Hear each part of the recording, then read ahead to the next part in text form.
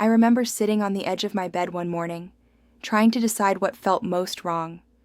Not in a dramatic way, just scanning quietly. Was it my head? My stomach? My energy? My mood? Nothing stood out on its own, and that somehow made everything feel heavier. I wasn't sick in one clear way. I just didn't feel like myself anywhere.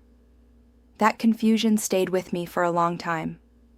Before I go further, I want to pause briefly and orient us. This is how I show up right now. I use an AI version of myself so I can share what I've lived, learned, and researched without pushing my nervous system past what it can handle. Everything I talk about here comes from real experience, real research, and a lot of trial and error. If you're here because your body or your home hasn't made sense, or because you felt dismissed or brushed off, you're not imagining that.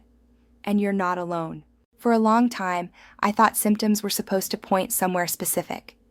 Headaches meant stress. Digestive issues meant food. Anxiety meant emotions. Fatigue meant burnout. I kept trying to sort my experience into clean categories, and nothing fit. The more I tried to isolate one problem, the more fragmented everything felt. What I didn't understand yet was how mycotoxins work in the body. Mycotoxins don't usually show up as one loud symptom. They tend to interfere with communication, between systems, between signals, between cause and effect. And when communication breaks down, the body adapts in ways that can look inconsistent or even contradictory. Looking back, I can see how this played out for me. My nervous system stayed activated even when my life slowed down. My digestion reacted unpredictably. My sleep felt shallow and unrefreshing. My brain struggled with focus in a way that didn't match my effort. None of it was severe enough on its own to explain how bad I felt. But together, it created a constant sense of instability. At the time, I assumed I was missing something obvious. I thought maybe I was just overwhelmed, or sensitive, or not coping well enough. There was a belief underneath all of it that if I could just figure out the main issue, everything else would settle. That belief turned out to be one of the biggest misunderstandings of my recovery. Mycotoxins don't usually create a single main issue. They create system-wide stress. They affect how the immune system responds, how inflammation is regulated, how energy is produced, how the brain processes information, and how the nervous system perceives safety.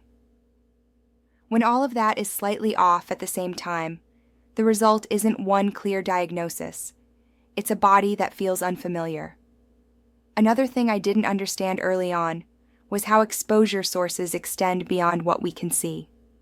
I thought once we left the mold environment, that chapter was closed. But mycotoxins can come from water-damaged buildings that look intact, from older materials, from belongings that carry residue, and from environments that don't raise immediate red flags. That doesn't mean everything is dangerous. But it does explain why the body sometimes stays reactive even when logic says it shouldn't. Over weeks and months, patterns started to emerge, but only when I stopped trying to force clarity. I noticed that when my nervous system felt more supported, my digestion improved. When inflammation settled, my sleep became deeper. When I reduced pressure, my brain fog softened. It wasn't linear. Improvements overlapped and retreated, but they also connected. This helped me understand that my body wasn't malfunctioning. It was responding to layered stressors in the only way it knew how. As a parent, this realization landed differently. I watched how my children's bodies responded in their own ways. One born in 2016. One born in 2021. Their symptoms didn't mirror mine exactly, but the pattern was similar. Multiple small things rather than one obvious problem. That taught me something important about mycotoxins. They don't follow a script. They interact with the body that's there. For a long time, I thought understanding mycotoxins would bring certainty. What it actually brought was compassion. For myself, for my body, for the pace of recovery. I stopped expecting symptoms to behave neatly.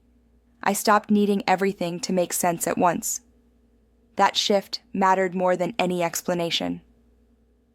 over longer stretches of time, I noticed something else. As systems slowly stabilized, the sense of fragmentation eased. Not suddenly, not dramatically, but gradually, the body stopped feeling like a collection of unrelated problems and started feeling like one system again. That didn't mean everything disappeared. It meant things stopped fighting each other.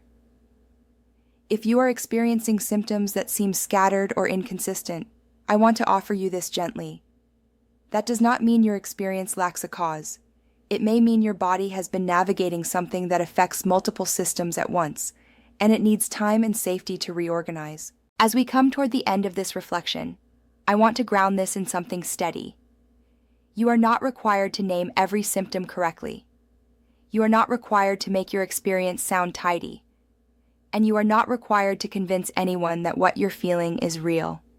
Your body has its own logic, even when that logic takes time to understand.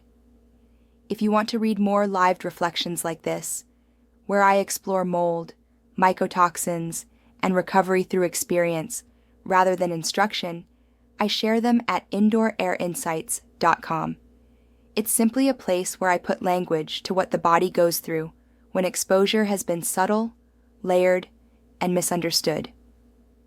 For now, you're allowed to stop sorting and start listening, not for answers, just for understanding. Sometimes that alone changes how heavy everything feels.